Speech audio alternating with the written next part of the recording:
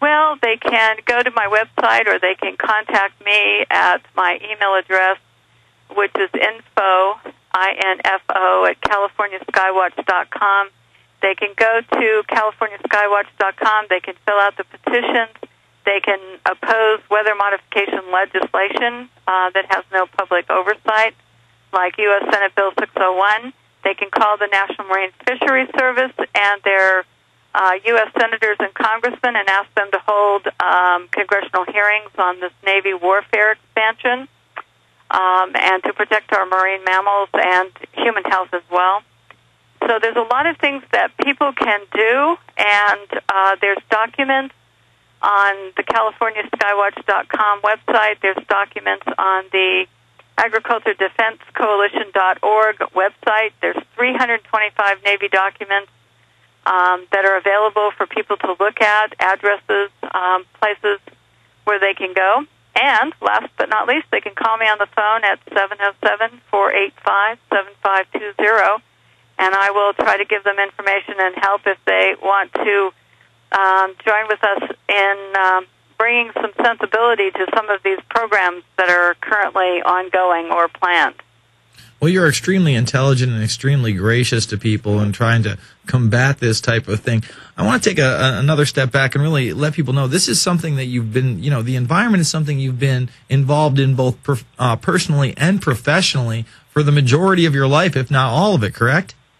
Well, it has been because I was born and raised on a working farm where we had fruits and vegetables and walnuts and different, strawberries, different kinds of things over the years. And I also worked for the United States Department of Agriculture as a crop loss adjuster for the Farm Service Agency in California. So I've been really interested in how certain things that we're doing impact crop production, which is our food supply and our water supply. And I've been really concerned about that my entire life because without a reliable weather, without, for the most part, where rain is normal instead of having these extreme swings, which I don't think is caused by global warming, but I think it's caused by the 60 ongoing and current weather modification programs listed by NOAA, that I think that we have to get that we're having an impact and we're deliberately manipulating things here, and private corporations can do that, and the military, and we need to take back, in other words, our crop production and protect our food and water supplies and human health. And we can make a difference if we all work together. What is NOAA? It's the National Oceanic and Atmospheric Administration. It's a part of the U.S. Department of Commerce. Mm-hmm. And the National Weather Service is a branch of that. The National Marine Fisheries Service is a branch of NOAA. So NOAA is a big umbrella for a lot of different agencies under the U.S. Department of Commerce. But it seems like this is the major organization that these 60-plus programs are running through? No. NOAA just happens to be notified by some when they have weather modification programs. Mm-hmm. And so they're just listed there, but they have no oversight function, and they don't control or curtail or make any comments about the program. So who have you been able to get to make comments, even if they're small ones or brief ones? Because I remember you also telling me a story after you had given your speech. Some people were coming up and saying, oh, this just isn't true, but then you were getting supporters. More and more people across the country are beginning to realize what's going on. They're looking at the records, they're looking at the documents, and they're beginning to take action.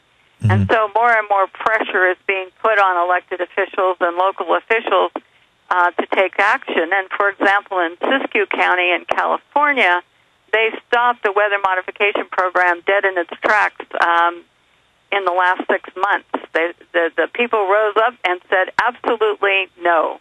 And so the corporation backed away and said they weren't going to get involved. And the people said, look, this water, this rainfall, this climate is ours, and you can't come in here and take our rainfall or our snowpack and put it somewhere else. And I'm sure that the program was packaged in a manner that it was all supposed to be positive and good. What was the program that they stopped? the Pacific Gas and Electric Company decided that they wanted to go into Siskiyou County and put a weather modification there to add more snow and more rainfall to a different area and modify their weather. And they wanted more snowpack in a different area to help out another area of the state. And so the people of Siskiyou County rose up and said, no, it wasn't packaged. They just came before the Board of Supervisors. I can't remember if it's the Board of Supervisors. I think it's the Board of Supervisors. And they just brought a package in and said, look, this is what we're going to do, and it's going to be helpful. And it was a very positive presentation. Well, all of a sudden the people got wind of it, and then there was a lot of discussion, and the people said, no, this isn't such a good idea. You could put us into drought, or you could put us into very adverse weather conditions with what you plan. And so Pacific Gas and Electric Company backed away from it and quit. But that was only after Channel 2, KTVU, Oakland, San Francisco, put a program about weather modification programs on the air. They came here and interviewed me about those programs and put it on the air. And people began to really see that it was real. And that's what motivated people to start to take an interest in to put a stop to some of this. And that's why it's so important to have good people working in the local media and in local government, because they have an extreme amount of power. If people don't see it on the television, they don't believe it's real. That's just the society we live in. And more people are not even reading the local papers anymore. But it seems like even a small story like that can have such a great impact on a community like yours. Yes, and all over. And so this is why we're talking about it. I go to speaking engagements. Other people I know are going to speaking engagements. The Bonfire Coalition out of upstate New York is working hard on these issues as well. And you can find information about the Bonfire Coalition on the California Skywatch website. Bridget Conroy in Arizona, Arizona Skywatch, is working hard on these issues as well. So there's a whole group of us that are working in different states that are trying to bring these issues out and talk to people about them. So this is why it's important that we all work together.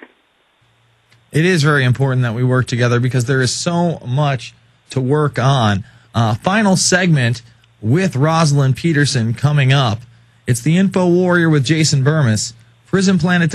Oh, do I got another minute? I'm sorry, my board up is just a little bit weird today. Basically, I'm not used to doing the show on a Thursday when we're recording for a Sunday. In the last segment coming up in about 4 minutes, I really do want to talk about what needs to be done on that local level. I mean, again, you only have a month till these drills. I mean, do they go to their city councilmen? Do they just bombard their congressional representatives with phone calls? Do they get out into the streets, into the ports where these drills are going to be held? We're going to be talking to Roslalind Peterson about this. Final segment of the Infowarrior coming up. Remember, we're going to be live once a week, 6 to 9 Central Time after the Alex Jones program, running probably until, mid to late December when we put Invisible Empire in the bag. And let me tell you, folks, I'm just so proud of this film. I really can't wait for it to come out. We're going to be releasing it on YouTube for everybody to see Christmas Eve. Back after this, it's the Infowarrior.